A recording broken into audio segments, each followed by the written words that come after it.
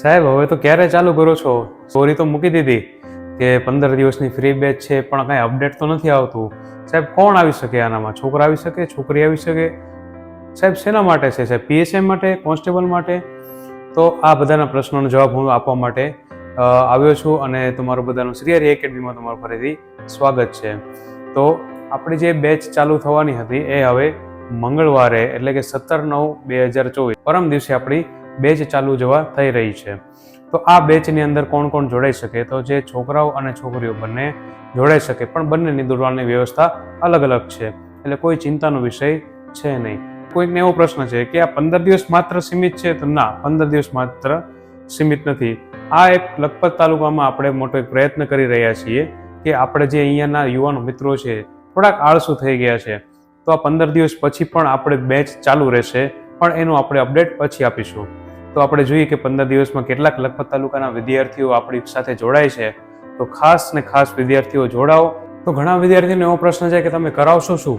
તો જે લોકો વિદ્યાર્થીઓ પીએસઆઈ અને કોન્સ્ટેબલની તૈયારી કરે છે એમના માટે તો 5 કિલોમીટરની રનિંગ છે જ, કે તમને બધાને જે રનિંગમાં પૂરા રાઉન્ડ થતા નથી, તકલીફ પડે છે, હાંફ ચડે છે, કફ દુખે છે. કફ મીન્સ કે પગની નીચે જે કાફ આવે એમાં દુખાવો થાય છે, પેનીમાં દુખાવો થાય છે, અથવા તો પેટમાં આંટી પાડવાનું ચાલુ થાય છે. તો એ બધાનું સોલ્યુશન આપણે લાવીશું.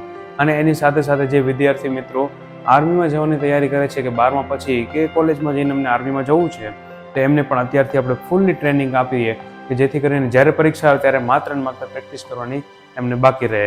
બાકી એના સિવાય વિદ્યાર્થીઓ જેવા ઘણા છે કે જેમને એનસીસીમાં જોઈન થવું છે, એનસીસીમાં એમને જોઈન થવાતું નથી, એમને બધાને ફિઝિકલ ટ્રેનિંગમાં પાસ થવું પડે છે.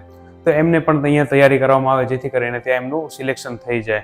અને બીજા ઘણા એવા યુવાન મિત્રો છે જે એમને ફિઝિકલી ફિટ રહેવું છે.